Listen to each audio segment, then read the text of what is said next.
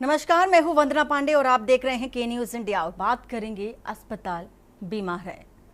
उत्तर प्रदेश में स्वास्थ्य व्यवस्था की बदहाली अब खुलकर सामने आने लगी है। कहीं मरीजों को इलाज नहीं मिल रहा है तो कहीं सरकारी अस्पतालों में टॉर्च की रोशनी में इलाज हो रहा है। आयुष्मान कार्ड का डंका जोर शोर से पीटा जा रहा है, पर जरूरतमंदों तक सुविधा पहुंच ही नहीं रही है। सवाल है कि आखिर इन बीमार अस्पतालों का इलाज कब होगा और आखिर मरीजों को बेहतर सुविधा और वक्त पर इलाज कब मिलेगा। गरीब, असहाय, पैसे की तंगी से जूझ रहे बीमार परिवारों को सरकारी सुविधाओं का लाभ आखिर कब मिलेगा, आज हम इसी पर बात करेंगे। देखें रिपोर्ट।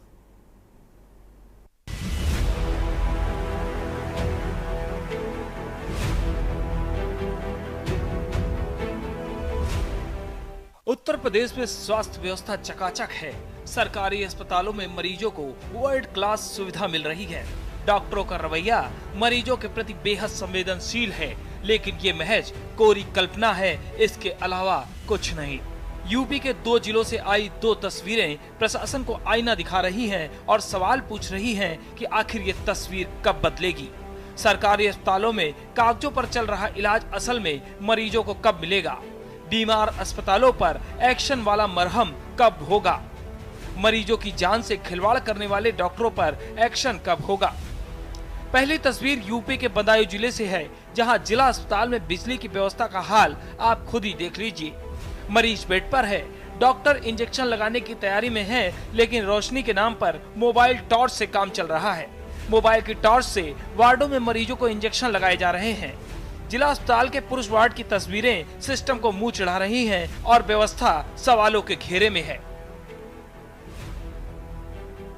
दूसरी तस्वीर प्रयागराज के कमला नेहरू हॉस्पिटल की है, जहां एक मासूम इलाज के लिए तड़प रहा है, लेकिन इलाज मयस्सर नहीं हो रहा। मासूम इलाज के लिए मोहताज है और मां मासूम बच्चे को अपने सीने से लगाकर दिलासा दे रही है कि जल्द उसका इलाज होगा और जल्द वो ठीक होगा।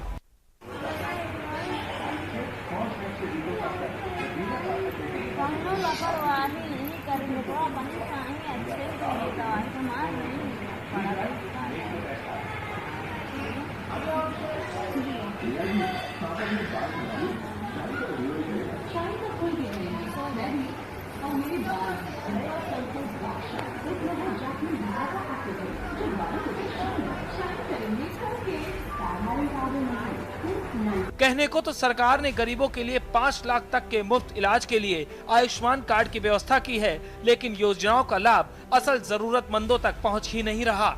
अगर ऐसा होता तो प्रयागराज में इस पिता को सोशल मीडिया पर आकर मदद की गुहार सीएम योगी से नहीं लगानी पड़ती। सभी फेसबुक मित्रों से प्रार्थना करता हूँ दोस्तों कि हमारे बच्चे को प्रोस्टेट ट्यूमर कैंसर है, जो कि साल भर से दवा कराते कराते हमने अपनी ज़मीन सारा चीज़ बेच दिया। हमारे पास पैसे नहीं बचे दोस्तों। इलाज कराने के लिए इस समय लगभग 70-80 हज़ार रुपये की ज़रूरत है ऑपरेशन के लिए इमरजेंसी में। और बच्चे की पेशाब जहाँ से पेशाब होते वो जगह पूरा ब्लॉक हो चुका है, ऑपरेशन होगा। इसके लिए इलाज के लिए पैसे की बहुत जरूरत है दोस्तों। तो आज हमारा बच्चा आपको दिखा देते हैं कमला नेहरू हॉस्पिटल प्रयागराज।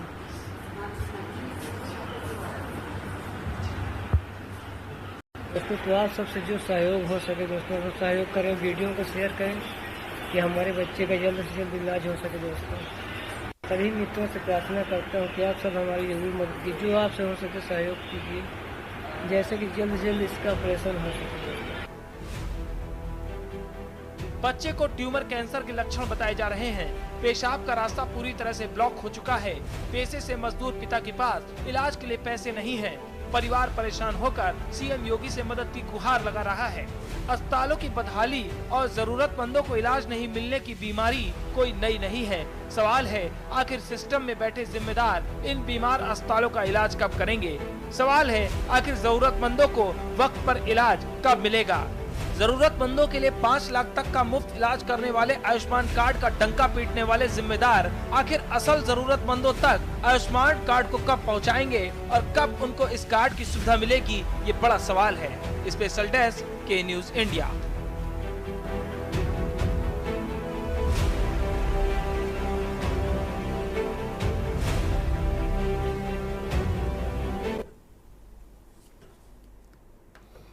तो आज हम बात कर रहे हैं कि अस्पताल बीमार है और वाकई जिस तरह की तस्वीर निकलकर सामने आई, हमने जो आपको ये तस्वीर दिखाई बेहद रुलाने वाली कह सकते हैं या भावुक कर देने वाली भी तस्वीर थी, जहां पर एक पिता को जब प्रशासनिक तौर पर सहारा नहीं मिला, जिम्मेदारों ने जब सहारा नहीं दिया तो सोशल मीडिया का भी सहारा लिया और लोगों से भी अपील की, यहां तक कि सीएम योगी आदित्यनाथ से भी अपील की कि उन्हें सहारा दिया जाए। उनके बच्चे को ट्यूमर है और प्रतिदिन उनका इतना इतना खर्च आता है, लेकिन अभी तक क्या स्थिति है इस बात को लेकर के अपडेट लेंगे। रितेश चौहान संवाददाता बदायूं से हमारे साथ हैं, श्वेता दुबे बीजेपी प्रवक्ता हैं और रफत फातिमा कांग्रेस प्रवक्ता हैं, शौकत अली सपा नेता हैं। आप सभी मेहमानों का बहुत बहुत स्वागत है। रितेश, जिस तरह से तस्वीरें लगातार दिखा रहे हैं, बदायूं की भी स्थिति चरमराती नजर आई, स्वास्थ्य व्यवस्था को लेकर के प्रयागराज से भी तस्वीरें दिखाई, क्या अपडेट अभी तक की मिल पा रहा है जिस तरह की तस्वीरें बदायूं से दिखाई? देखिए, अगर बदायूं की बात करें तो लगातार स्वास्थ्य व्यवस्था जो है बदायूं की राम भरोसे चल रही है। अभी कुछ दिन पहले ही थाने में लैट्रिन निकली थी और लगातार बवाल हुआ था, लेकिन फिर भी कार्रवाई के नाम पर अगर बात की जाए तो यहाँ कार्रवाई जीरो ही नजर आई है। और हम हाल ही की बात करें तो आपने जैसा कि देखा वीडियो में साफ तौर पर देखा जा रहा है, जैसा हम बता रहे हैं कि रोशनी से इंजेक्शन लगाए जा रहे हैं और जिम्मेदार जो है लगातार जनरेटर बंद पड़े हैं। डीजल की बात की जाए तो लगातार डीजल भी आ रहा है, लेकिन उसका ये पता नहीं चल पा रहा है कि डीजल कहाँ उड़ जा रहा है, कहाँ गायब हो जा रहा है। जिम्मेदारों से हमने बात करने की कोशिश की, लेकिन कैमरे पर कोई भी सवाल देने से लगातार बचते नजर आ रहे हैं। सीएमओ हो या फिर सीएमएस हो या फिर जिले के अधिकारियों की बात की जाए तो या फिर डीएमओ। जी बिल्कुल रितेश, गंभीर सवाल है कि चरमराती व्यवस्थाएं तो दिखाई दे रही हैं, लेकिन बावजूद इसके जिम्मेदार जो हैं अपना पल्ला झाड़ते नजर आ रहे हैं, किसी भी तरह का सवालों के जवाब को देने से बचते नजर आ रहे हैं, कुल मिलाकर कहा जा सकता है। श्वेता जी, जिस तरह से तस्वीर भी लगातार दिखा रहे थे दर्शकों को और इसी के साथ ही साथ स्वास्थ्य व्यवस्था की हम बात कर रहे हैं, लगातार देखा गया ब्रजेश पाठक हर अस्पतालों में जा जा करके वहाँ की व्यवस्थाओं को देखते थे, परखते थे, वहाँ का निरीक्षण करते थे, जहाँ पर बदहाली होती थी एक्शन भी लेते थे। बावजूद इसके इस तरह की तस्वीर आना क्या प्रदर्शित कर रहा है? देखिए, एक तो लाइट की समस्या है क्योंकि गर्मी बहुत ज्यादा है, लेकिन अपनी जिम्मेदारी से इनकार नहीं किया जा सकता है। और इस ओर जब आपने खुद ही बताया कि हमारे उप मुख्यमंत्री जी इसकी ओर पूरा ध्यान दे रहे थे, तो हो सकता है लापरवाही देखिए स्थानीय स्तर पर भी होती है और हॉस्पिटल प्रशासन की भी ये जिम्मेदारी है कि जितने भी मरीज हैं तो कम से कम वहां पर लाइट जाए, तो वैकल्पिक सुविधा का प्रबंध होना चाहिए। और जरूरी नहीं है कि अब जनरेटर ही लगाए जाए, ऊर्जा के वैकल्पिक स्रोत सौर प्लेटें और इन सब का भी इस्तेमाल किया जा सकता है। लेकिन इसके लिए सरकार क्या करेगी? प्रशासन एस्टिमेट बना के भेजेगा, तभी तो कुछ कदम उठाए जा सकते हैं। देखिए, काम करने की इच्छा होनी चाहिए, समस्या को दूर करने की इच्छा होनी चाहिए, और ये हॉस्पिटल प्रशासन और सरकार जो प्रशासन तंत्र है बदायूं का, दोनों में होनी चाहिए, जिससे लोगों को बेहतर सुविधा मिल सके। और रही बात प्रयागराज की, प्रयागराज में जो आपने ये वीडियो दिखाया, इसका व्यापक प्रभाव पड़ा है और वहां पर जो सामाजिक लोगों संगठनों के द्वारा और दयालु लोगों के द्वारा उनके पास काफी पैसे इकट्ठे हो गए हैं। और कमला नेहरू हॉस्पिटल के जो डॉक्टर है, वैसे कमला नेहरू हॉस्पिटल जो है वो सरकारी हॉस्पिटल नहीं है, वो ट्रस्ट का हॉस्पिटल है। और जो मैं खुद प्रयागराज से हूँ इसलिए मैं बता रही हूँ, मुझे वहां की स्थिति पूरे अच्छे से पता है। और जो ये है मरीज है, इसके बच्चे को ऑपरेशन करके वैकल्पिक आप कह रही हैं कि आप वहाँ की हैं और आपको सारी व्यवस्थाएं पता है वहाँ पर कैसी हैं। आप कह रहे हैं कि आप वहाँ की हैं और आपको सारी व्यवस्थाएं पता है कि किस तरह की व्यवस्था है अस्पताल की। बात सुनिए, देखिए, लेकिन सवाल है मुख्यमंत्री राहत कोष से मिलता है, उसके लिए एस्टिमेट बना के देना होता है, तो उसमें 15 से 20 दिन का टाइम लगेगा। सवाल यही है श्वेता जी कि एक पिता जब पिता को कोई सहारा नहीं मिला, तब जाकर के सोशल मीडिया का सहारा लिया है, तो खामियां कहां पर है? वहाँ के जो स्थानीय जिला अधिकारी हैं वो खुद इसमें व्यक्तिगत रुचि ले रहे हैं, और एक कोई समाज सेविका है, संबंध में नाम उनका मिस कर रही हूँ। ये सारी चीजें तो सोशल मीडिया पर होने के बाद, वायरल होने के बाद, सीएम योगी से दरकार लगाने के बाद की तस्वीरें हैं जो आप बता रही हैं। खैर, रफत फातिमा, क्या आप कहना चाहेंगे इस पर? पहली प्रतिक्रिया क्या है आपकी? देखिए वंदना जी, जैसे कि आपने कहा कि ये तस्वीरें सचमुच रुला देने वाली हैं, बेहद गंभीर विषय है और इसको अनदेखा नहीं करा जा सकता। जिस तरीके से स्वास्थ्य सेवाएं बदहाल हो रही हैं, जिस तरीके से अस्पताल खुद वेंटिलेटर पे आज है, उसको देख के कोई भी इसको इग्नोर नहीं करा जा सकता और ना ही इस पर हम कोई इसमें राजनीति की बात नहीं है। सवाल ये उठता आम आदमी के लिए क्या हो रहा है, सवाल ये उठता वहां किस तरीके से जो उसके साथ जो उसकी स्वास्थ्य उसकी जिंदगी के साथ खिलवाड़ हो रहा है। जिस तरीके से अभी इलाहाबाद का प्रयागराज का जिस तरीके से आप बात कर रहे थे, वहां पे जिस तरीके से एक आदमी को गुहार करना पड़ रही है, उसको क्राउड फंडिंग का सहारा लेना पड़ रहा है, यानी कि सरकारी व्यवस्था चरमरा चुकी है तभी उसको क्राउड फंडिंग का सहारा लेना पड़ रहा है। आयुष्मान कार्ड की जहां तक बात हो रही है, आयुष्मान कार्ड कितने जो है प्रैक्टिकली कितने कारगर है वो सबको पता है। किस अस्पताल में कितने उसका जो है इस्तेमाल किया जा रहा है, कितना उसका इस्तेमाल करवाया जा रहा है, लोगों को भगाया जाता है, ये जमीनी बात है। और ब्रिजेश पाठक जी की जहां तक आपने बात करी, उप मुख्यमंत्री सिर्फ इवेंट करना, उनको जाके वहां पे जो है औचक निरीक्षण कर लेना, मरीज बन के चले जाना, अपनी जैकेट किसी को पहना देना, ये इवेंट करने से सरकारें नहीं चलती हैं। आपने क्या कार्रवाई करी है, किस तरीके से दशा सुधारने की कोशिश करी, सवाल ये उठता है। अभी आप खाली उसकी बदायूं की बात कर रही हैं, हम फिरोजाबाद, श्रावस्ती और कितने जिले बताओ, राजधानी लखनऊ की बात करें, इसी ट्रॉमा सेंटर में जो है लोगों को जो है स्ट्रेचर न मिलने से अपनी जो है मरीजों को लाशों को कंधों पे लादना पड़ता है। तो ये हालात है स्वास्थ्य व्यवस्था के। तो जो स्वास्थ्य संबंधी समस्याएं उसको अब किसी भी तरीके से अनदेखा नहीं करा जा सकता। एक आम आदमी कहाँ जाएगा अगर सरकारी सेवाएं उसको नहीं मिल रही, तो एक आम आदमी कहाँ जाएगा। प्राइवेट में किस तरीके से उसका जो है लूट मार हो रही, वो भी आपको पता होगा कि किस तरीके से उसको वहां पे लूट मार का सामना करना पड़ रहा है, और जिस तरीके से दलाल खड़े रहते हैं हर जगह। तो ये सब कौन देखेगा। आप ये कह के कोई दूसरे के सर पर ठीकरा ठोक देने से बात खत्म नहीं हो जाती कि ये उनका काम है, ये उनका काम है। सबका टीम वर्क होता है, सबका काम होता है, नीचे से ऊपर तक के। अगर कोई नहीं देख रहा है तो ये पूरी सरकारी व्यवस्था पे सवाल उठते हैं कि क्यों नहीं आम आदमी को सही इलाज मिल रहा है, दवाओं की कमी, चिकित्सकों की कमी, आप भर्तियां नहीं कर रहे हैं। तो ये सब चीजें जो है। आलोक त्रिपाठी भी हैं हमारे साथ, रफत फातिमा जी, आलोक त्रिपाठी भी हैं हमारे साथ, सोशल एक्टिविस्ट हैं। सर आपका बहुत स्वागत है। बात अस्पतालों की हो रही है, जो बीमार अस्पताल है, क्योंकि मरीजों के इलाज के लिए अस्पताल में तो भर्ती हो जाना होता है, लेकिन अस्पताल बीमार है उसके लिए क्या किया जाए, और अस्पताल बीमार है भी तो क्यों बीमार है, जिम्मेदार कौन है, अगर बीमार है तो इलाज कौन करेगा। देखिए वंदना जी, जिस तरह से हम लोग सोशल मीडिया के जमाने में आ गए, लेकिन अगर सही बात की जाए कि आज 70 सालों के बाद भी हम महंगी शिक्षा और महंगा इलाज को लेकर के परेशान, जो जितना भी हम चाहें लेकिन उनसे हम निजात नहीं पा रहे हैं। आज भी इलाज करा पाना हर व्यक्ति के बस की बात नहीं है, उसी तरह अच्छे स्कूल में पढ़ा पाना भी हर व्यक्ति के बस की बात नहीं है, क्योंकि दोनों ही जगह इतना महंगा है कि सब कैसे होगा।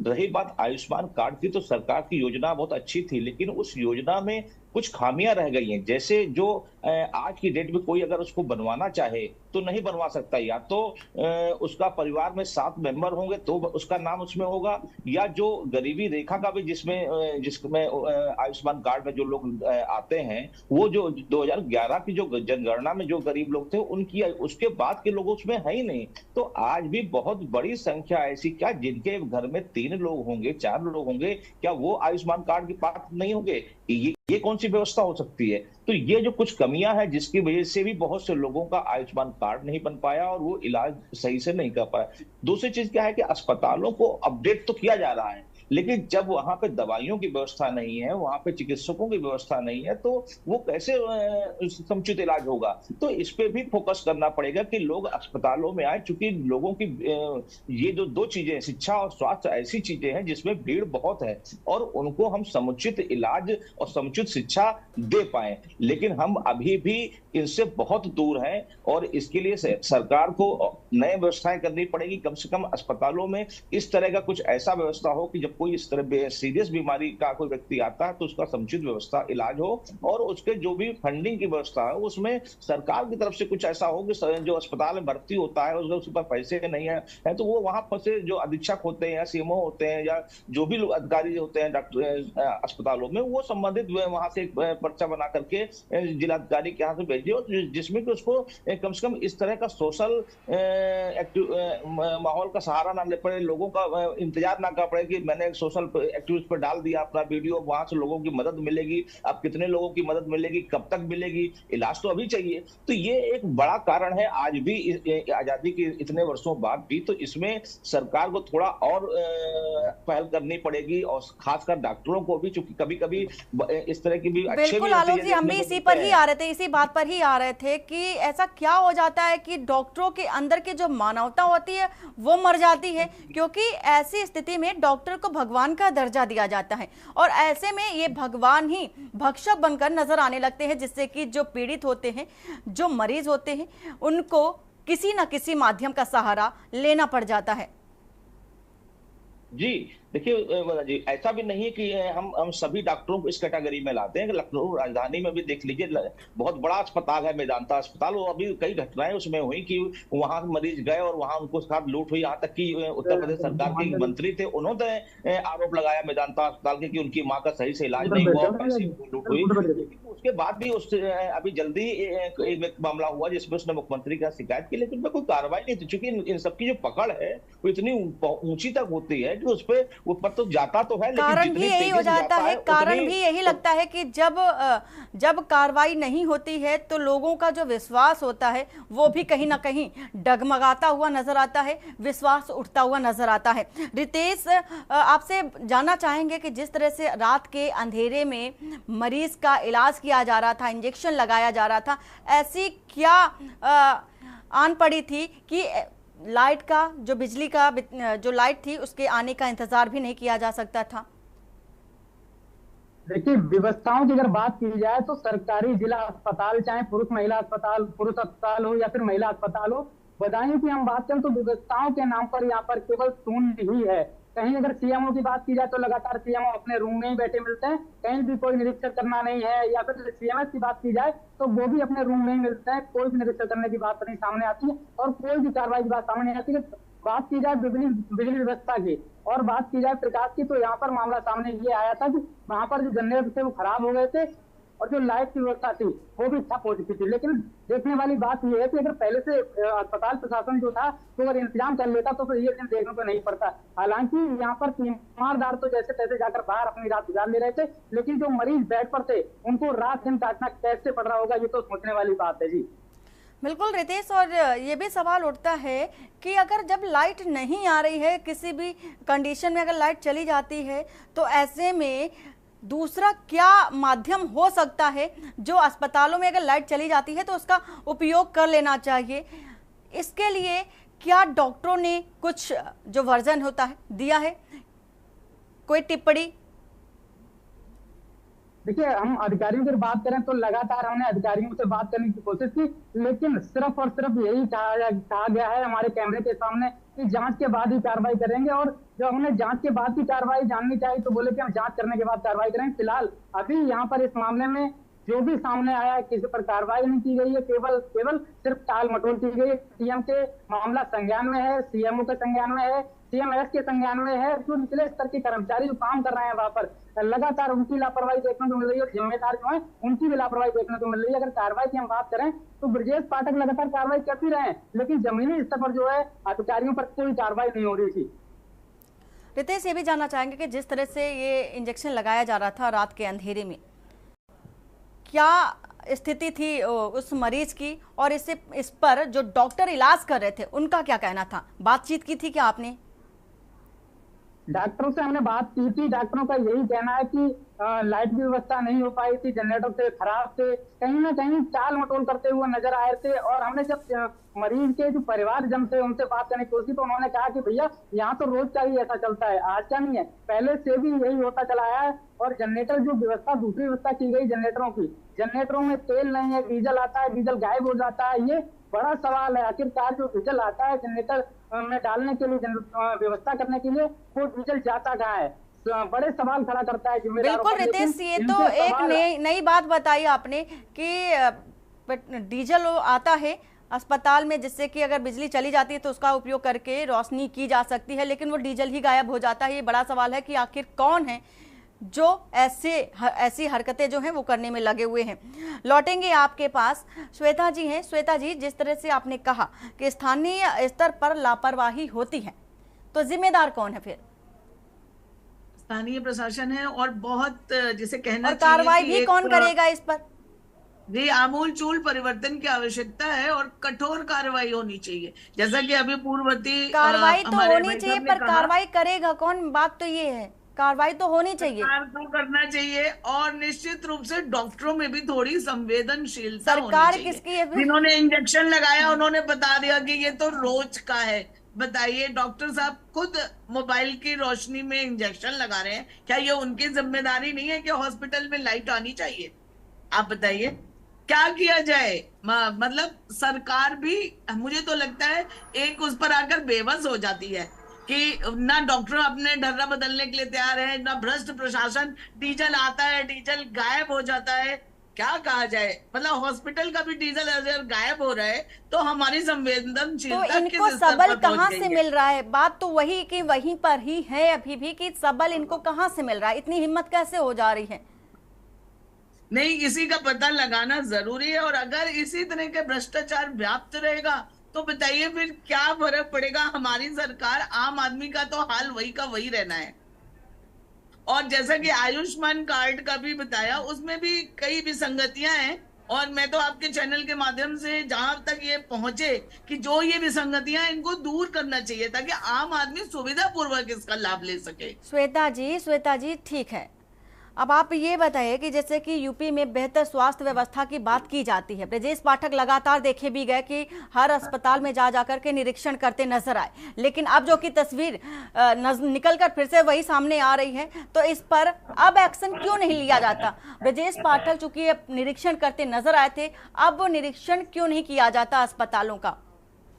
देखिए, अब निरीक्षण नहीं, कार्रवाई करने का समय है। और जो खामियां हैं वो कमोबेश सिर्फ बदायूं नहीं है, ज्यादातर हॉस्पिटल में यही स्थिति होगी। और मैं बीजेपी के होते हुए भी ये कह सकती हूँ कि कहीं भी बहुत ज्यादा कमियां दूर नहीं हुई हैं, तो इसके लिए एक कठोर कदम उठाने की आवश्यकता है।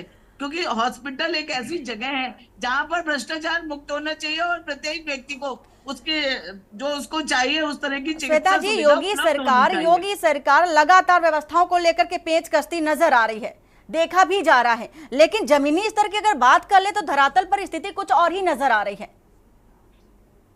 अब इसके लिए भ्रष्ट प्रशासन है। अब तो भ्रष्ट प्रशासन पर कार्रवाई कौन करेगा? यही तो मुद्दा है, प्रशासन पर कार्रवाई कौन करेगा? प्रशासन पर कार्रवाई डबल इंजन की सरकार आपकी है, हर स्तर के बड़े बड़े वादे दावे तो आपकी सरकार में किए जाते हैं, स्वास्थ्य व्यवस्था और शिक्षा को लेकर के आए दिन बातें सामने आती रहती हैं, लेकिन तस्वीरें जस की तसी बनी हुई है। एक बच्चा जो अपने जिंदगी और मौत से लड़ रहा है, माँ उसके पास है, एक एक क्षण का इंतजार कर रहा है, ऐसी रुला देने वाली तस्वीर निकलकर सामने आ रही है और आप कार्रवाई की बात कर रही हैं। उसका वैकल्पिक मूत्र मार्ग बना दिया गया है, डॉक्टर खुद उसके लिए काम कर रहे हैं और 10 से 15 दिन में उसका एस्टिमेट बन जाएगा जो सीएम ऑफिस से अप्रूव हो जाएगा। आप अपडेट करिए इस न्यूज को। ये बच्चा अब सुरक्षित है, मतलब उसका वैकल्पिक मार्ग, मूत्र मार्ग बना दिया गया है। और ऐसा भी नहीं है, देखिए, अगर मुख्यमंत्री, वही तो बात है कि सोशल मीडिया पर जाने के बाद ही कार्रवाई क्यों होती है? केवल सोशल मीडिया पे गुहार कर देने। और ये कोई एक पहली तस्वीर नहीं, ये पहली तस्वीर नहीं है जो सोशल मीडिया का सहारा लेना पड़ा है। ना जाने कितनी ही ऐसी तस्वीर है जिन्हें तो कई ऐसे ग्रामीण एरिया हैं जिनको उपयोग करना ही सोशल मीडिया का नहीं आता, लेकिन वो भी इस समस्या से जूझते हैं। जी, वो तो है, वही तो मैं कह रही हूँ कि प्रोसेस वाइज चलेंगे तभी तो पहुंचेगी सुविधा उन तक।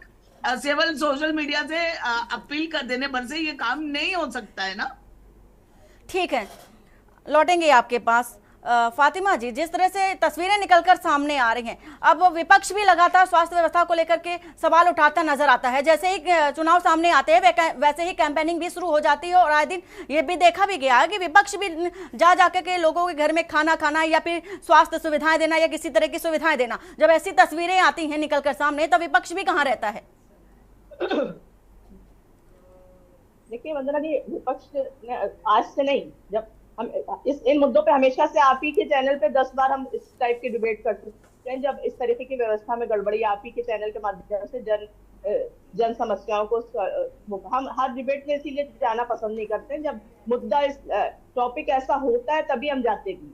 आज इस तरीके से अभी बात हो रही थी कि विपक्ष कब नहीं बोल रहा है, आप जहाँ पे देखिए विपक्ष हर मुद्दे पर बोल रहा और कोरोना के टाइम पे विपक्ष बोल रहा मुद्दे पर बोलने की बात नहीं है यहाँ पर, मुद्दे पर बोलना मात्र ही नहीं है, बोलते तो पूरे चुनाव भर हैं।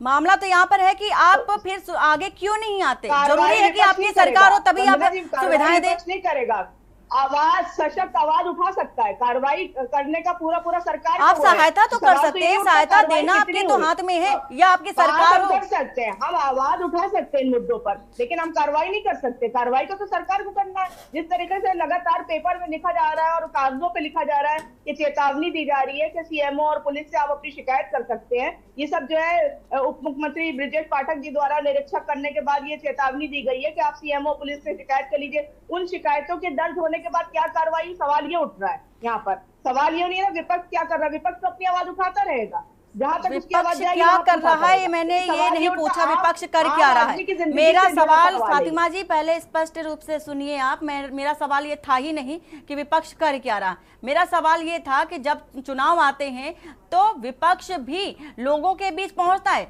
तरह तरह की सुविधाएं भी देता है, तो ऐसे में विपक्ष की क्या जिम्मेदारी, नैतिक जिम्मेदारी नहीं बन जाती कि नैतिकता के नाते ही सुविधाएं दे दी।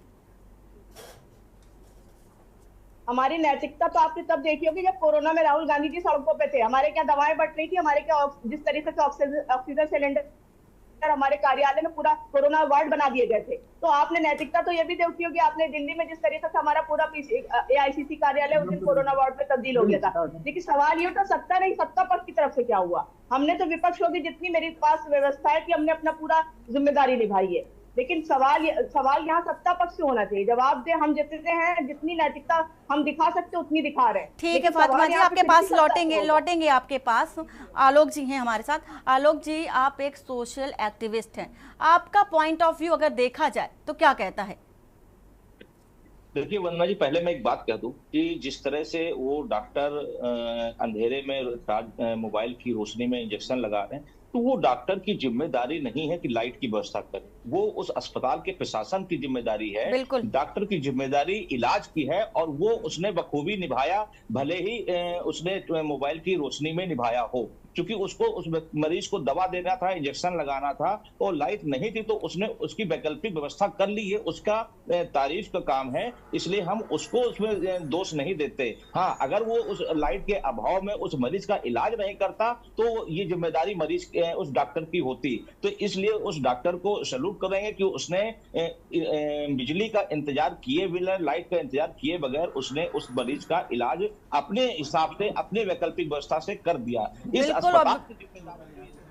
बिल्कुल आलोक जी, जिससे कि मरीज की जान पर ना बने, डॉक्टर ने अपना मूल धर्म निभाया, लेकिन सवाल प्रशासन पर ही उठता नजर आ रहा है।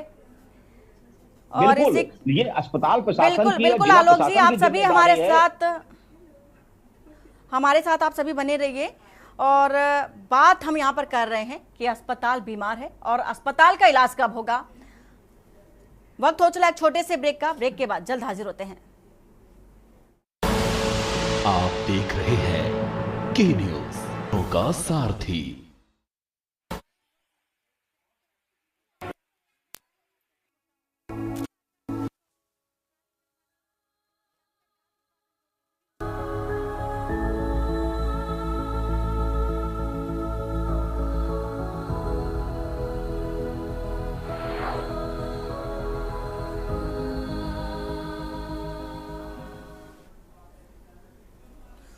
ब्रेक से वापस आते हैं और बात करते हैं अस्पताल बीमार है। वहीं प्रयागराज में सीएमओ को बिल्कुल भी परवाह नहीं है। बड़ी खबर आपको बता रहे हैं कि सीएमओ को मरीजों की बिल्कुल भी परवाह नहीं है। सीएमओ को नहीं है मरीजों की परवाह। प्रयागराज से इस वक्त की आपको बड़ी खबर बता रहे हैं, सरकारी फोन पर भी नहीं आते हैं जिले के सीएमओ। फोन भी किया जाता है लेकिन सीएमओ नहीं पहुंचते। सीएम के आदेश की धज्जियां उड़ा रहे हैं प्रयागराज सीएमओ। तो बड़ी खबर, सीएमओ डॉक्टर आशु पांडे नहीं उठाते हैं अपना CUG नंबर। तो के न्यूज ने सीएमओ से CUG नंबर पर बात करने की कोशिश की लेकिन फोन नहीं उठा। खुद को फील्ड में बताकर कर्मचारियों को CUG नंबर थमा दिया। बात करने से इनकार करते हुए या बहाना बनाते हुए यूं कहा जा सकता है, सीएमओ आशु पांडे से नहीं संभल रही जिले की स्वास्थ्य व्यवस्था। जिस तरह की तस्वीरें आपको दिखाई प्रयागराज से, एक बच्चा जीवन और मौत के बीच संघर्ष करता नजर आ रहा था। इसी के साथ साथ उसकी मां, खुद आप एक कल्पना कर सकते हैं कि अगर एक मां अपने बच्चे के पास रोती है, उसे ढांढस बंधाती है और तस्वीरें कुछ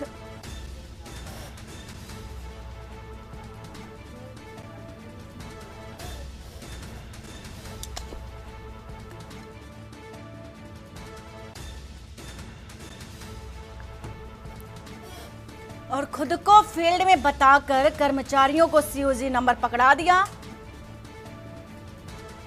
बड़े बड़े दावे तो किए जाते हैं, सीएमओ की ओर से भी बड़े बड़े दावे किए जाते हैं, निरीक्षण की बातें की जाती हैं कि सुबह जाकर के अस्पतालों का निरीक्षण करते हैं, व्यवस्थाओं को देखते हैं, आंकते हैं, लेकिन तस्वीरें कुछ और ही नजर आती हैं। श्वेता जी हैं बीजेपी से हमारे साथ। श्वेता जी, जिस तरह से ये तस्वीर भी दिखाई, दर्शकों को लगातार तस्वीरें दिखा रहे हैं और अब चूंकि फोन भी किया गया, के न्यूज ने फोन किया बाकायदे, लेकिन फोन तो उठाया लेकिन कर्मचारियों को थमा दिया सीएमओ ने। ऐसी व्यवस्थाएं नजर आ रही हैं उत्तर प्रदेश में। अब सीएम दूसरे को पकड़ा दिया, अब बताइए क्या किया जाए। अब ये तो व्यक्तिगत स्तर पर है ना, आप सीएमओ साहब बात नहीं कर रहे हैं। ये व्यक्तिगत कैसे हो सकता है?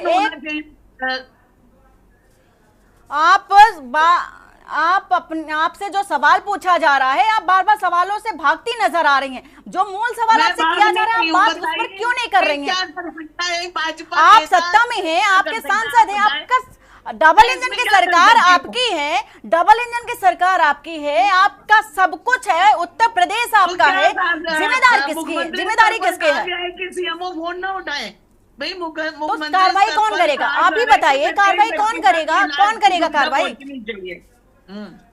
ऐसे आप ये बताइए, आपसे जैसे सवाल किया जाता है, सवालों से भागती नजर आती हैं।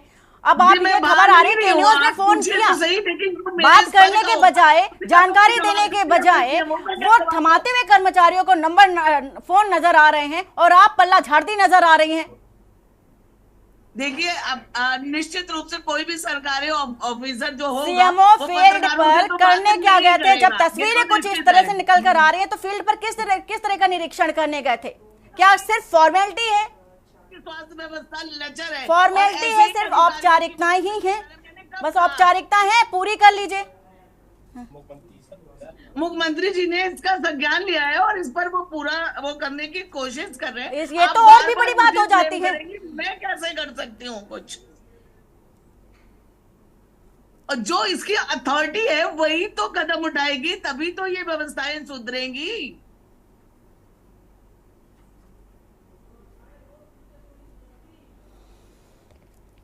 व्यवस्थाएं सुधरेंगी, कब सुधरेंगी ये बता दीजिए।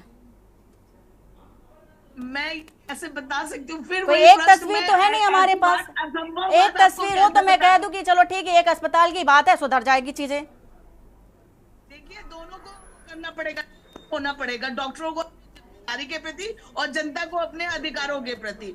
लोग सोचते हैं कि हम सरकारी हॉस्पिटल में नहीं जाएंगे, प्राइवेट में चले जाएंगे क्योंकि वहां पे सुविधा नहीं है। सुविधा क्यों नहीं है? क्योंकि हम अपने अधिकार के प्रति सजग नहीं है। प्रशासन को सुविधा देनी पड़ेगी, जनता को अपने अधिकार लेने होंगे। और जो प्रशासन को सुविधा देनी पड़ेगी, प्रशासन सुविधाएं नहीं दे रहा तो कार्रवाई कौन करेगा? बात तो वही की वही है ना। फिर जब कार्रवाई उन तक ये पहुंचे तो कि कहाँ क्या हो रहा है, ऐसा भी नहीं है कि एक एक जानकारी ऊपर तक पहुंच रही होगी। ठीक है, ठीक है। अब आप देखिए जिस तरह से लोकसभा का चुनाव अभी हुआ, रिजल्ट भी आपने देखा उत्तर प्रदेश में किस तरह का आया है। 33 पर सिमट कर रह गई बीजेपी। ठीक है, आप क्या मानती हैं? क्या कारण ये व्यवस्थागत जो खामियां हैं, इनको मानती हैं आप? क्या यही जिम्मेदार हैं जो व्यवस्थागत खामियां नजर आए उत्तर प्रदेश में, इसको आप जिम्मेदार मानती हैं? हम तो फिर भी पहुंच सकते हैं, तो इसलिए थोड़ा काम तब भी सही से हो रहा है। पिछली सरकारों ने तो वो भी नहीं किया है। कुल मिलाकर के कहा जाए, जिस तरह का आप आंसर कर रही हैं बराबर, एक बेपरवाह व्यक्ति से भी इतनी उम्मीद नहीं की जा सकती जिस तरह के आंसर आप कर रही हैं लगातार। आप व्यक्तिगत मुझे ब्लेम क्यों कर रही हैं? आपको नहीं, मैं तो एक प्रशासन, आपको व्यक्तिगत यहाँ पर किसी की बात नहीं हो रही है। यहाँ पर व्यक्तिगत बात हो ही नहीं रही है। बात यहाँ पर व्यक्तिगत तो हो ही नहीं रही है, तो आप इसको बिल्कुल भी ना ले कि हम आपसे व्यक्तिगत बात करेंगे। यहाँ पर पूरी आप देख रहे हैं पूरी सूबे पर भी सवाल उठता नजर आ रहा है स्वास्थ्य व्यवस्था को लेकर। जिस तरह की बदहाल तस्वीरें निकलकर लगातार सामने आ रही है उसकी बात हो रही है। चुनाव में भी देखा गया बहिष्कार के रूप में तमाम तरह के जो लोग थे, जो जनता थी, उन्होंने मुद्दे उठाए, मुद्दों को नहीं सुना गया, तब वो चुनाव के नतीजों में निकलकर सामने आ गया। फातिमा जी हमारे साथ है। फातिमा जी निकल के सामने आया, ठीक है, आपके पास लौटेंगे आपके पास। फातिमा जी तस्वीरें निकलकर सामने आ रही, अब सीएमओ भी फोन नहीं उठा रहे हैं।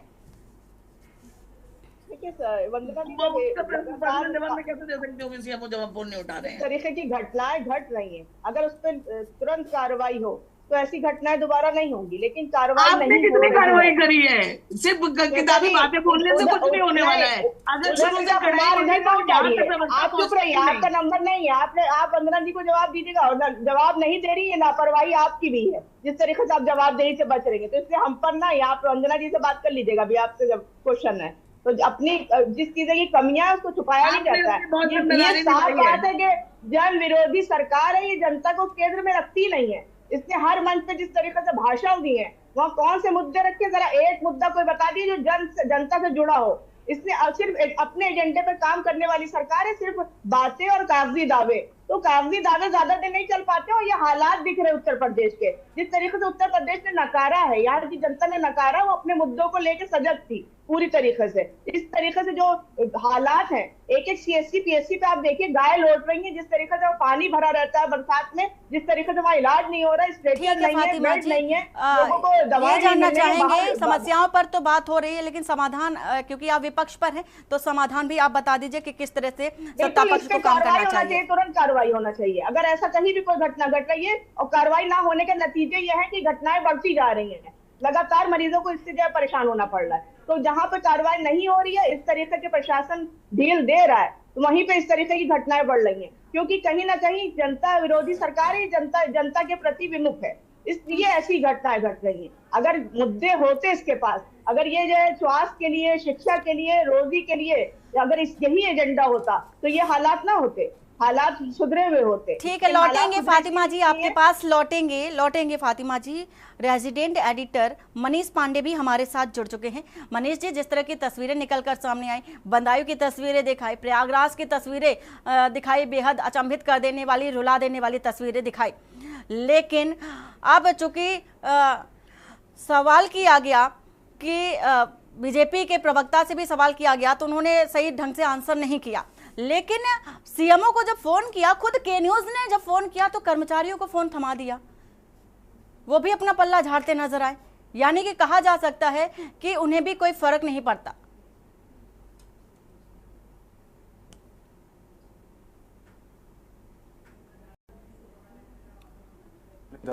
वो चाहे वो प्रयागराज का सचिन हो या बदायूं अस्पताल की जो तस्वीरें हमने दिखाई हैं, फील्ड पर जो अफसर तैनात हैं, आप कह सकती हैं कि वो बेलगाम हो गए हैं। बेलगाम इसलिए हो गए हैं, मैं उदाहरण प्रयागराज का दे रहा हूँ। ये खबर दिखा रहे हैं और मतलब मुझे बताने में बड़ी खुशी हो रही है कि पिछले 2 दिन से कंटिन्यूअस मैं लगा था सोशल मीडिया पर, उस बच्चे के लिए आवाज़ उठाई की जा रही थी, फंड रेजिंग की जा रही थी, 50-60 हज़ार रुपये उसके गरीब माँ बाप को हम लोगों ने मदद पहुंचाई अपने माध्यम से। उसके बाद आज मैं सुबह खुद डिप्टी सीएम ब्रिजेश पाठक जी से मिला और ब्रिजेश पाठक जी ने जब अस्पताल में फ़ोन करके कहा कि उस बच्चे का आप इलाज शुरू करिए, उसके इलाज में जितना भी पैसा लगेगा वो मैं दूंगा, तब जाके उस बच्चे का आनन फानन में अस्पताल में इलाज शुरू हुआ है। तब जाके उसका जो उसकी पेशाब की नली बंद थी, जो उसका ट्यूमर बताया जा रहा था कि प्रोस्टेट में जो ट्यूमर है, कैंसर है, तब जाके उसका ऑपरेशन शुरू हुआ। और मैं आपको थोड़ा सा उदाहरण बताऊं, कल रात के 12 बजे जब मेरी बात उसके पिता रामधनी से हुई थी तो उसके पिता लिटरली रोते हुए बता रहे थे कि डॉक्टर ये कह के गए हैं कि ज़्यादा हाथ पैर मत मारो और मुझे नहीं लगता कि तुम पैसे की व्यवस्था कर पाओगे, और जब तक पैसे की सरकारी व्यवस्था या अनुदान पहुंचेगा तब तक तुम्हारा बच्चा खत्म हो जाएगा। तो अंदाज़ा लगाइए आप, भले ही अभी भाजपा की जो प्रवक्ता महोदया हैं वो कह रही हैं कि सोशल मीडिया पे चीखने चिल्लाने से कुछ नहीं होने वाला है, वो आपको उचित माध्यम से उसकी क्या कहते हैं उचित फोरम पर वो बात पहुंचानी होती है। बिल्कुल सही कहा उन्होंने, सोशल मीडिया पे चीखने चिल्लाने से कुछ नहीं होता, लेकिन सोशल मीडिया पे अगर बात आ जाती है तो हमारे आप जैसे लोग एक्टिव हो जाते हैं और किसी गरीब को मदद मिल जाती है। 7 तारीख से वो बच्चा एडमिट था, 7 तारीख से वो चीख रहा था। मनीष जी, आपको रोकना चाहेंगे, कप्तान सिंह बंदायूं से हमारे साथ हैं, CMS कप्तान सिंह हैं हमारे साथ। कप्तान जी, जिस तरह की तस्वीरें दिखाई बंदायूं से भी, क्या कहना चाहेंगे? रात के अंधेरे में इंजेक्शन लगाते डॉक्टर नजर आ रहे हैं, डॉक्टर का तो फर्ज नजर आ रहा है, लेकिन प्रशासन पर सवाल उठता नजर आ रहा है, एक्शन क्या है? जी थैंक यू, मैं बोल सकता हूँ? जी बिल्कुल। हाँ, ये यस्टरडे की घटना है और शाम के लगभग 8 साढ़े 8 बजे के आसपास हॉस्पिटल में कल की तारीख में बिजली व्यवस्था गड़बड़ तो रही ही थी, दिन में कई बार आई गई। प्रत्येक वार्ड में हमारे यहाँ इन्वर्टर लगे हुए हैं और हॉस्पिटल में जनरेटर भी है और दोनों ही चीजें क्रियाशील हैं, इन्वर्टर भी और जनरेटर भी। जब यस्टरडे ये वाली बात हुई, जब मेरे संज्ञान में यस्टरडे उसी समय आ गई, तो मैंने संबंधित स्टाफ नर्स को तुरंत संपर्क किया और जाके मौके पे देखा। उनसे कहा, मैंने कहा अगर ऐसी स्थिति आ गई थी कि इन्वर्टर डाउन हो गया था तो आपने हमको सूचित क्यों नहीं किया या फिर जनरेटर चलाने को सूचित क्यों नहीं किया? तो स्टाफ नर्स थोड़ा सा डरने घबराने लगी कि सर मैं भूल गई और मरीजों के प्रेशर में मैं आपको सूचित नहीं कर पाई। और जैसे ही ये चीज मेरे संज्ञान में आई थी, तुरंत उसी मिनट जनरेटर चलाया गया था और पर्याप्त बिजली व्यवस्था दी गई थी और रोशनी भी की गई थी। यहाँ एक चीज थोड़ा मैं ये भी इस वक्त कहना चाहूंगा कि इस वर्तमान वित्तीय वर्ष में अभी तक हमको जनरेटर चलाने हेतु तो कोई धनराशि POL प्राप्त नहीं हुआ है। इसके उपरांत भी हमारा प्रयास रहता है कि हम अपने निजी प्रयासों से जैसे तैसे जो भी अरेंजमेंट कर सकते हैं उससे जनरेटर भी चलवाएं और ऐसी स्थिति नहीं आने दें जैसा आपके द्वारा व्याख्या की जा रही है। कल की स्थिति स्टाफ नर्स के द्वारा सूचित न करने के कारण ऐसी बन गई है और वो चंद मिनटों के लिए ऐसी स्थिति बनी। अब वो चंद मिनटों में ही ये चीज मीडिया में भी पहुंची और आप आज मुझसे वर्जन पूछ ही रहे हैं। मनीष जी, आपका कोई सवाल कप्तान से? हेलो, अरे जी CMS साहब, एक बात बताइए, आप बहुत बड़ा ये आरोप लगा रहे हैं, आरोप ही नहीं मतलब अगर आप कह रहे हैं तो सच ही होगा कि क्या इस वित्तीय वर्ष में आपके अस्पताल को जनरेटर चलाने की व्यवस्था या कोई इस तरह का बजट नहीं दिया गया जिससे जनरेटर चलाया जा सके? दूसरी चीज आप कह रहे हैं कि नर्स घबरा गई, तो क्या अगर वार्ड में बिजली जाती है या वार्ड में बैकअप काम नहीं करता है तो उसकी नर्स की ड्यूटी होती है बैकअप का इंतजाम करने के लिए? तीसरा सवाल मेरा एक और है कि क्या अगर इस तरह की लापरवाही हुई है तो क्या आपने कोई जिम्मेदारी तय की है कि इसके पीछे जिम्मेदार कौन है और उसके खिलाफ कार्रवाई कौन करेगा? और मैं खुद डिप्टी CM साहब से मिलकर इन सारे मामलों के बारे में उन्हें अवगत कराया है, तो मैं क्या आपकी ये बात पहुंचा दूं कि आपके अस्पताल तक को इस पूरे वित्तीय वर्ष में आपके अस्पताल में बिजली बैकअप करने की व्यवस्था के लिए कोई अनुदान या कोई राशि नहीं दी गई है? ये डिप्टी CM साहब की लापरवाही है या शासन की लापरवाही है?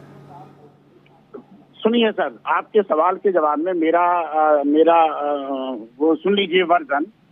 मेरे लिए मुख्य चिकित्सा अधीक्षक की हैसियत से ये शब्द बहुत ही खराब होगा कि मैं ये कहूँ कि शासन की लापरवाही है या डिप्टी CM साहब की लापरवाही है।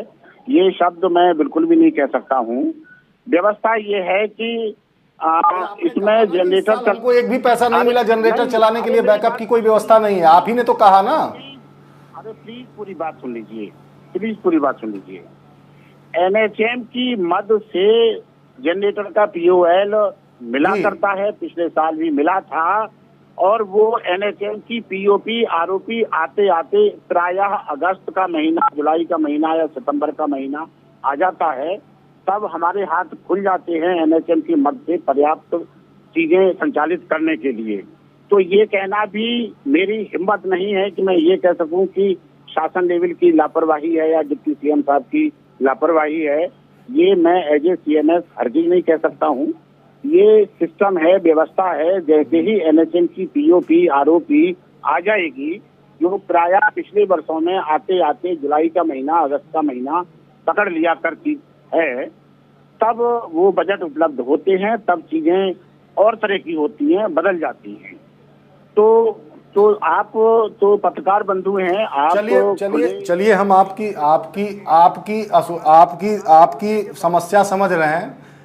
समस्या समझ रहे हैं, आपकी मजबूरी भी समझ रहे हैं सीएमएस साहब। लेकिन फिलहाल हमारे इन तस्वीरों को टीवी पर दिखाने का मकसद यही है कि ऐसे तमाम जिलों में जहां इस तरह की समस्याओं से आप जैसे अफसर जूझ रहे हैं, कम से कम शासन और सरकार में बैठे अगर कोई अफसर देख लें इस बात को, तो उन्हें समझ में आ जाए कि अस्पतालों की स्थिति क्या है।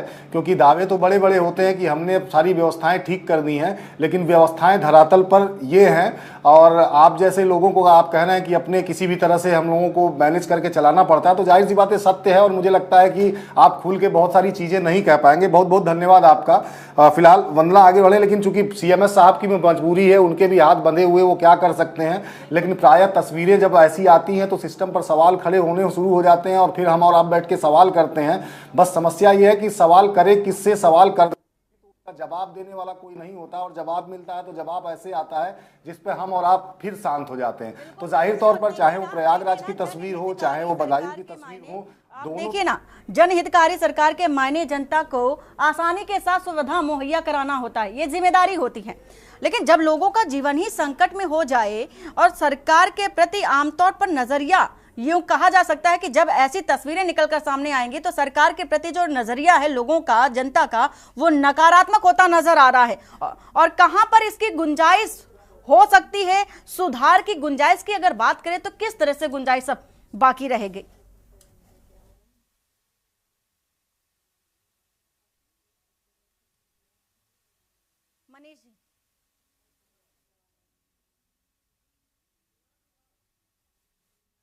मनीष जी अनम्यूट कर लीजिए आप। मनीष जी आवाज आपकी नहीं आ पा रही। तो ये कई अफसर के पास आजकल आज दो जिम्मेदारी है। पहले स्वास्थ्य विभाग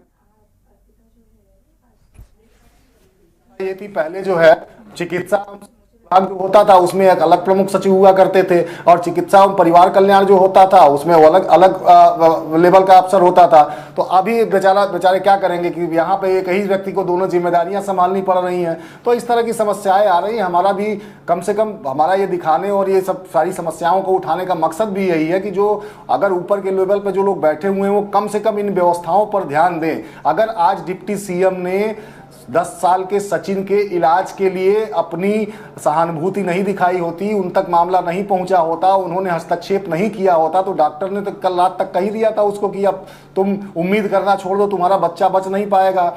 और उसके माँ बाप पिछले 7 दिनों से एसडीएम डीएम कार्यालय के चक्कर काट रहे हैं। अस्पताल के डॉक्टर उसके इलाज में कितना खर्चा होगा ये एस्टीमेट बनाकर देने के लिए तैयार नहीं थे। एस्टीमेट बनाने में उनका कहना था कि हफ्ता भर लग जाएगा।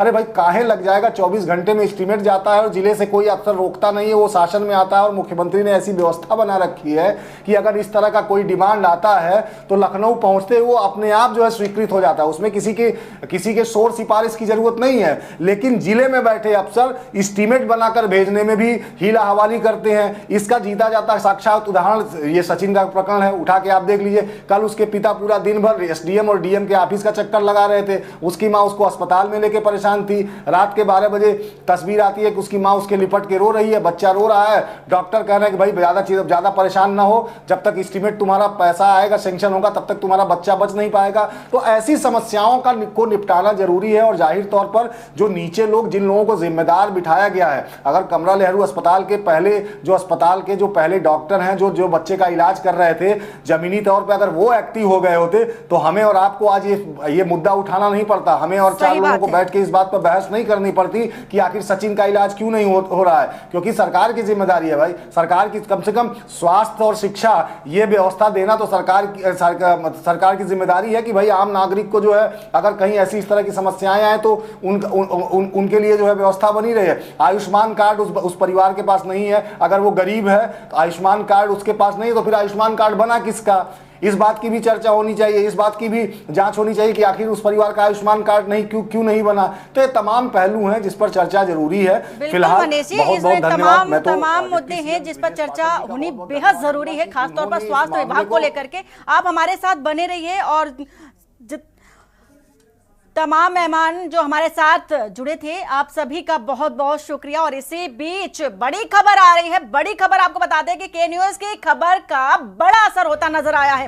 के न्यूज की खबर का बड़ा असर या दमदार असर होता नजर आया है। इस वक्त की आपको बड़ी खबर बता रहे हैं, स्वास्थ्य मंत्री ब्रजेश पाठक ने लिया है मामले का संज्ञान। इसी के साथ ही साथ कमला नेहरू अस्पताल को बच्चे के इलाज के लिए निर्देश भी दिए हैं। डिप्टी सीएम ने परिवार को हर संभव मदद की बात भी कही है। के न्यूज पर खबर चलने के बाद ये बड़ी खबर आपको बता रहे हैं, बड़ा असर दिखता नजर आ रहा है। इस वक्त की आपको बड़ी खबर बता रहे हैं, कमला नेहरू अस्पताल में मासूम को इलाज का इंतजार था और इंतजार को देखते हुए खुद अब डिप्टी सीएम ब्रजेश पाठक आगे आए और उन्होंने मदद का भी आश्वासन दिया है, निर्देश दिए हैं। प्रयागराज के कमला नेहरू अस्पताल में भर्ती है मासूम और इलाज होता नजर आ रहा है। अब के न्यूज की खबर का ये दमदार असर है। और हमारे साथ रेजिडेंट एडिटर मनीष जी जुड़े हुए हैं। मनीष जी, जिस तरह से हम लोगों ने बराबर खबर दिखाई और इसको लेकर के तमाम तरह की बड़ी बड़ी जो बातें थी वो भी देखी गई, लेकिन अब ये खबर सामने आ रही है कि खुद डिप्टी सीएम ब्रजेश पाठक ने एक्शन लिया है और हम लोग इस पर बात भी कर रहे थे। चूंकि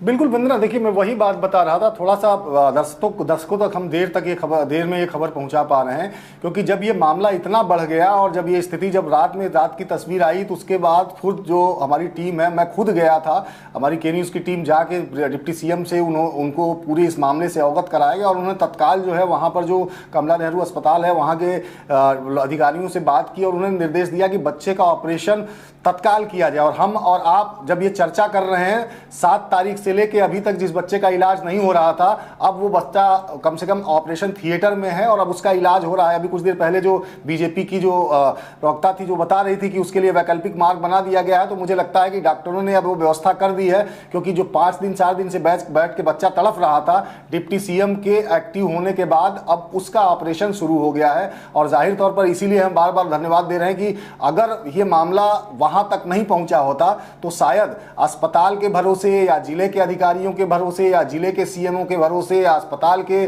प्रिंसिपल के भरोसे या अस्पताल के सर्जन के भरोसे अगर वो परिवार बैठा रहा होता और उसने अपनी वीडियो या अपनी बातें सोशल मीडिया पर किसी के माध्यम से नहीं पहुंचाई होती तो शायद उस बच्चे का बच पाना बड़ा मुश्किल था। आप अंदाजा लगाइए कि 4-5 दिन से जिसकी पेशाब की नली जाम हो, बंद हो जाए, वो जिंदा रहे, वो किस पीड़ा और किस दर्द से गुजर रहा होगा 10 साल का एक बच्चा। और निश्चित रूप से बहुत बहुत धन्यवाद हमारी के न्यूज़ की टीम की तरफ से भी डिप्टी सीएम ब्रजेश पाठक जी को कि उन्होंने इस मामले को गंभीरता को समझा और उन्होंने स्वयं मेरे सामने उन्होंने कहा कि उस बच्चे के इलाज में जितना भी खर्चा आएगा वो खुद वहन करेंगे या तो फिर सरकारी फंड से दिलवाएंगे, पैसा जाता रहेगा लेकिन उसका इलाज शुरू कराया जाए। तो निश्चित रूप से कहीं ना कहीं एक बड़ी कामयाबी हमारी और हमारी टीम की भी है कि हमने इस मुद्दे को उठाया और एक बच्चे को, जो गरीब बच्चा था, जो इलाज के अभाव में जो दम तोड़ रहा था, उस बच्चे तक हम इलाज मुहैया करा पाए हैं और इस सिस्टम से लड़कर एक तरह से उसको हमने मदद पहुंचाई है। वंदना। बिल्कुल मनीष जी, और एक सवाल उठता है, जिस तरह से बातों बातों में आपने कहा कि जिम्मेदारियों का जो लोड होता है काफी हो जाता है, तो क्या ये माना जाए कि जिम्मेदारियों का जो लोड है एक व्यक्ति पर अधिक काम सौंप देना ही इस तरह की तस्वीरों को प्रदर्शित करता नजर आता है?